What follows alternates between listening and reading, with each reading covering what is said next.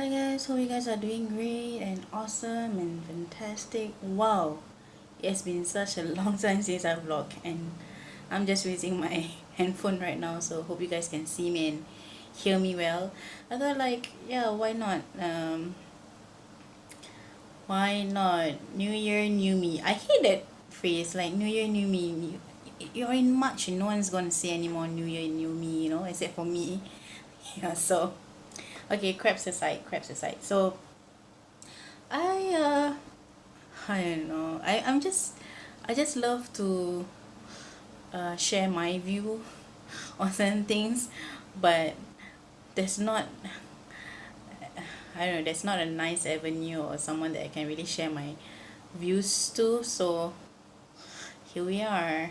I mean, I see some people do Insta stories and they always share a lot of things on Insta stories and upload, but I've not been using Insta stories for a while, but I've just starting to upload things and try to get comfortable back, but it is a bit half because I have this mentality that Insta stories kind of, it is a very in a moment kind of thing. You is more so rather than having like Instagram posts where you actually can just save pictures and you post it later on. So Insta stories is very in real time or IRL, in real life, the sort of things. But I feel it is becoming a hindrance, or it is becoming a very sometimes you might get into trouble. I will feel that you get a bit inconsiderate. You're not very noticeable around you, that kind of thing. So I'm not using that. So right now I think this is the best avenue that I have to just share. So I am having, at the same time, having some sparkling gassy purple juice. It's a grape, my favorite. So yeah, well, I'm having some snacks. Why not I just chat for a bit and just hang out.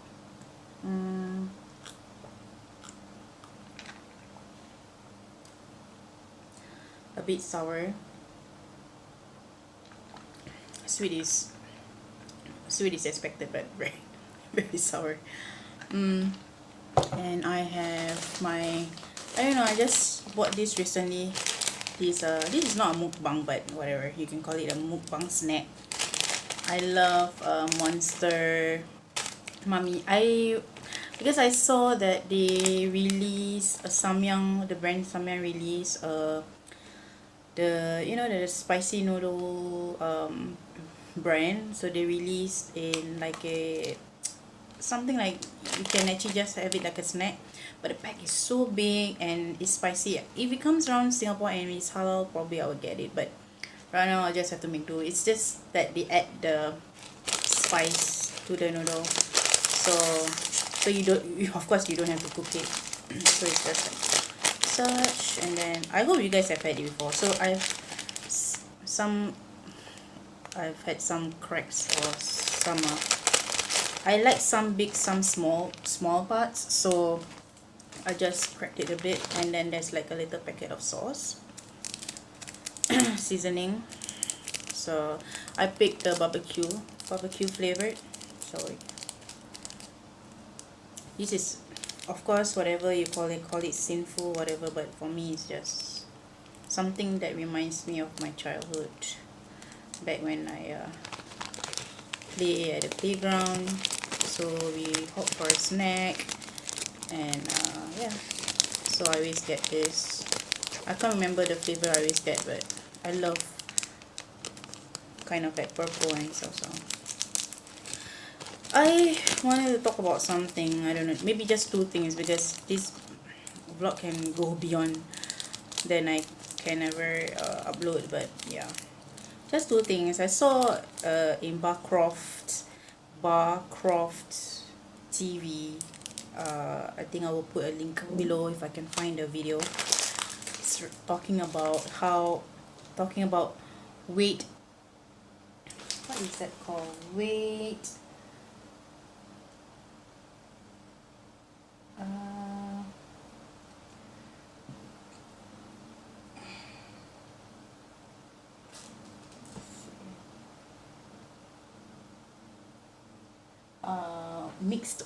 our mixed weight relationship. And they're saying it's not a fetish, it's like extreme love series. So yeah, it's by Barcroft TV. So it's just saying that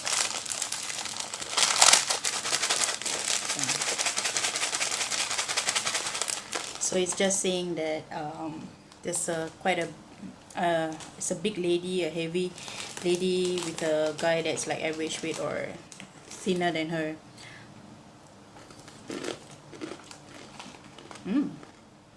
I just think, why is that extreme love? I mean, like, when you talk about like weight and stuff, it's not, I don't feel it's any different than race or religion or preferences amongst couples, like, or amongst people who would prefer their better half to be a certain race or certain religion, or they just fall in love with such a person, and then happens to be this like average looking guy is falling in love with a bigger lady, a bigger woman, and that it has become like it has become an issue where everyone is pointing to the fact that it's weird, or like it's, why?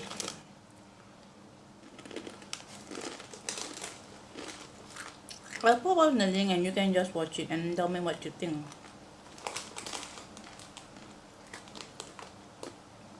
I mean, if you're in a relationship and you find someone that you like, does it really matter how they look? I feel like what he's trying to say is that he feels that people are looking at him because like they think that he's weird, or that he has a fetish for liking bigger ladies, and that like, why is he with her? So as per se, if you think like that, then does it mean that that lady has to be with someone that's big as her?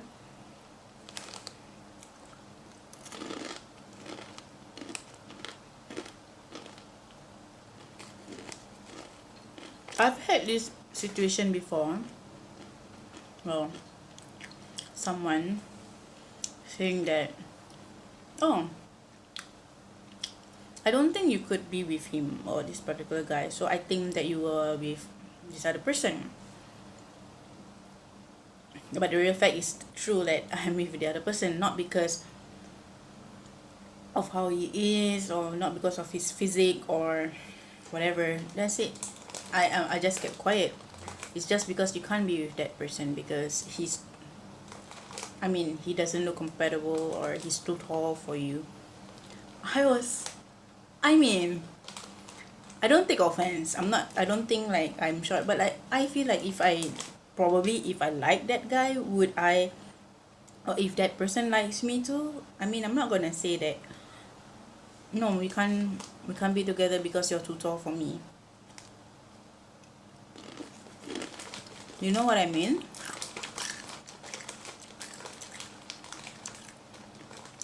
Or if it's just it's a very very skinny guy liking me, I can't be with you because you're too skinny.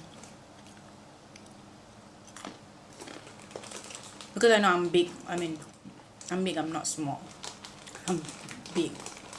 I'm substantive.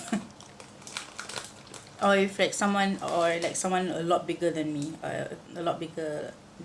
guy likes me, and then I say, I can't like you, I can't accept you because you're too big. What?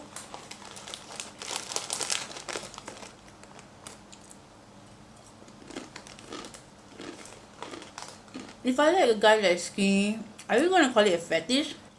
That I like very skinny guys?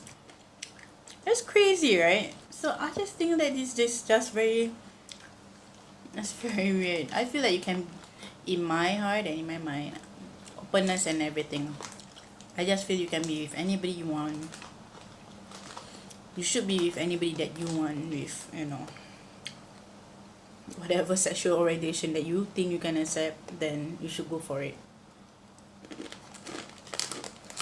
Or how the person looks like, whatever. Like they just like everyone's been saying beauty is in the eye of the beholder. Then why are you crapping about if it's a fetish or not, or like it's weird or like.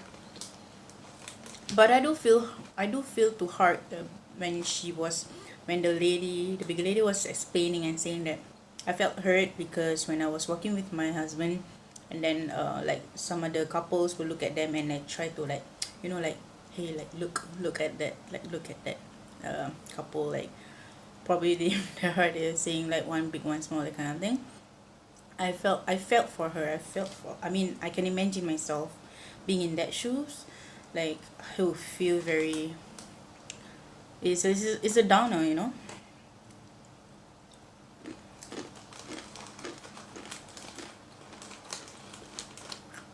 Shouldn't feel like that. I mean, the society now. Wait, whatever. She's also already mentioned that she wants to lose weight and she is working for it. I mean, to be honest, she's not the biggest I've ever seen for a lady. And if you are big and you love it, and just by all means, as long as you take care of your health, I mean, still living life and stuff. Like, why your happy? Why does your happiness depend on someone else? Really,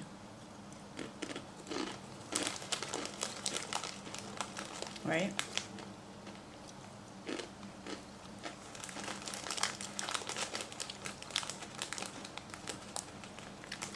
I think for a while now that I've been in and out of relationship, I've never had like at least.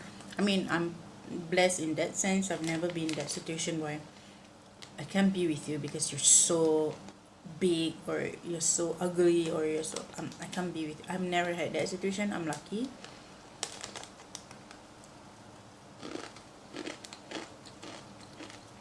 But I've had exes who are very tall, one or two. I never say that I can't be with you because you're freaking tall. You're freaking athletic and I'm not. I never.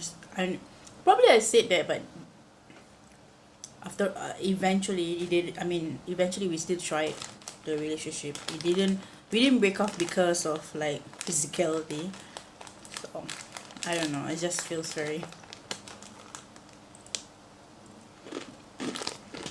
The society has to change. People have to change their mind. People have to think, to accept everybody, and just. I mean, in my heart, I'm thinking if they want to come around me and then blah blah, I probably just give her a big smile and I'll be like, I was like, what?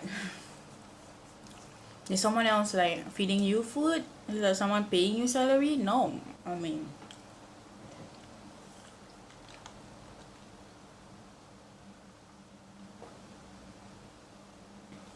have another story. Not story, but unboxing tissue box.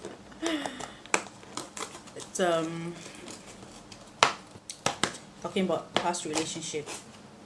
Oops. I just came out from a relationship where I don't say it's abusive, but why I think it was not working, or why I broke up with the guy eventually, is not because of 101 million reasons of why it should not even happen, but mainly because he mistreated me. He he was verbally abusive, and he literally at one point where things just got a bit messy, and he literally told me to fuck off and to stop messaging him and whatever, in a situation where we were both heated. And he I can never see him as a bigger person to mend his ways and try to admit that he was wrong, and he should have never treated me like that, because it was definitely, one, is not my fault, but no one should be treated like that. mm, I've never been in a abusive relationship like that verbally, no. So I was a bit weirded out onto how am I supposed to treat the situation, only to just this happened like last year, like in October or so. So I just ended it, and then I blocked him off WhatsApp. I didn't delete his number because I'm scared he might call me, and I don't want to answer his phone call, so I want to know whether the number is coming from him, so I still kept his number. And then when I was away for a trip recently, he messaged me using a different number and tried to reach out to me, and saying that he didn't say he was him, but he was saying like, "Hi, good morning, how are you?" I didn't reply him because if I reply him, and my number will be charging a international call charge or roaming charges. So I waited to come back to Singapore, and then I replied him and saying that because I knew it was him, because subsequently in that same day checked, I just added the contact and to see whether this person has a WhatsApp picture. I've got a feeling that it was him, but I wasn't very sure. So I saved the contact and then saw it was him, and I was a bit it was tough because I'm recovering very well to have such a situation happen to me. I'm trying to recover, and amongst other things amongst other things as well. So it was really tough because I'm getting better. I'm improving myself, and now to have to see his message and him coming back into my life, it's a bit, I don't see like for like. Is not appropriate at all. So, and then and he checked on me like yesterday and saying that he wants to start afresh with me. I feel that, and he's saying he's changed and yada yada. I feel that one thing, he's just thinking about himself. He just doesn't think about me, my well-being. I mean, and I've seen through so much to want to give up now and just get back to him. I feel there is no future if I was gonna go back to this person. Um, and now I'm really happy, even though that I'm alone and I'm single or whatever. I'm doing my own shit, and I really am happy because I'm happy. I'm happy doing the things that I love, not because someone else is expecting me to do things with them. That's the most personal happiness that I found and I've gained that I don't want to lose. So I'm not prepared to open up to such a person anymore. And he has tried to ask me if I'm gonna meet up with him for closure, and then I said for closure about that past issue. Then I said this is the much closure that I think I can get, and I just want to leave it at that, and I don't want to kind of see you anymore. So he didn't reply me. He replied me saying that he wants to see me one more time. So uh for the last, he said one last time. So I'm like, I don't even bother to reply. I'm not even thinking about it. I'm just like, I know that things he might say certain things to make me feel uh hurtful again, like saying like there could be a million of things he would have said to just make me feel, hurt, and then like succumb to like his request to meet for the last time. But I'm not putting myself on the line. I think if such a person is like that, and I owe nothing to him, I just wanna pretend that I disappear. I just wanna go. I feel that if he said that he's changed, yes, like even a few couple of months that I'm not heard from him, yeah, fine. But I don't. The issue is that I don't feel safe around such a person anymore. When he was verbally abusive, I was scared that if I didn't leave where the premise was, I was scared that he might beat me up. So I don't want to put myself in that situation, to be of fearing that he might hurt me physically more so than verbally, that even though that he say he's changed. I don't know. I don't know for sure, right? It is hard to you know for me, that I'm recovering and I want to be fine by my own. I don't feel like I want to be in that situation, being caught up with him again. And I just think that, hey, I've got nothing to lose, right? I've got everything that I have right now. So I don't need someone else to make me secured and complete. And more so, this is going to be the opposite experience. So I don't know, I just want to say how much an abusive relationship can change you as a person. I mean, I wish that other people get enough love and get enough support, however it is and whatever it is. But yeah, I took a good break and let me think through what how I should be or what I should be and stuff. So it was a very good thinking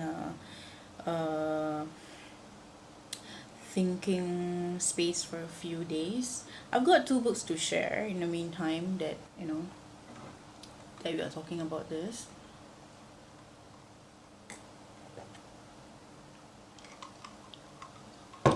Let me just grab it. Ooh.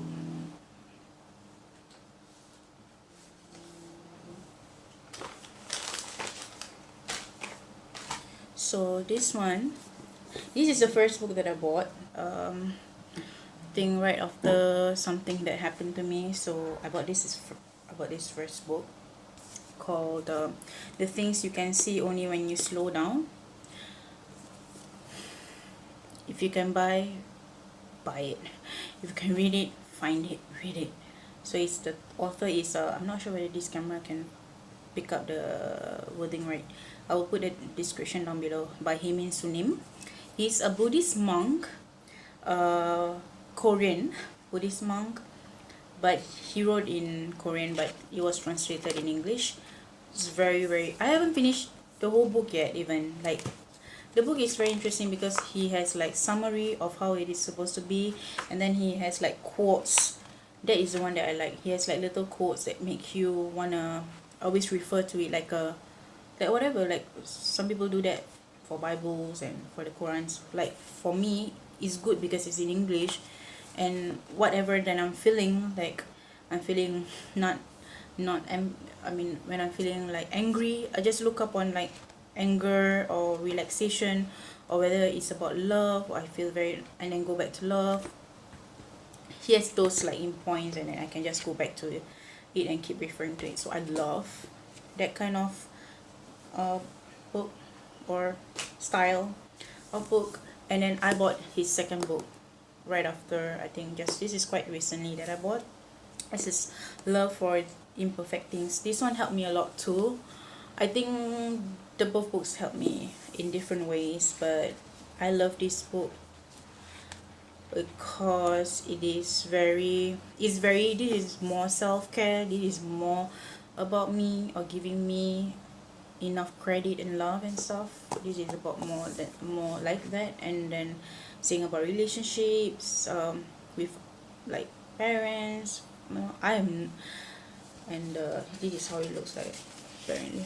So yeah, so I'll put the link to his books if you love like spiritual styles and something that can help you. Of course, in Instagram are good, but sometimes when I read it, it becomes like yada yada yada. It becomes like fake, it's like I don't know. But if you read his book and you read his writing and his quotes, you can know it is truly out from a place somewhere sacred and sincere. It speaks to me. And I haven't read that one, the first one. I read it in the train or something. Wow, I think I teared up. I teared up. I was bawling, man, but I was just covering my face for being in the train. And yeah, so I chatted enough. 25 minutes and I saw a message coming from my friend, so I think I should go. And hope you guys enjoyed my chit chatting and little snack mukbang. Let me know if you have any questions or if you love to see this kind of videos of me sharing or storytelling. I would love to probably do mukbang, but I'm very weak in technicalities and presentation and camera. I know I have a proper camera, but I don't use it anymore. So that being said, I wish you guys are doing great and take care, and I will see you guys real soon. Ciao.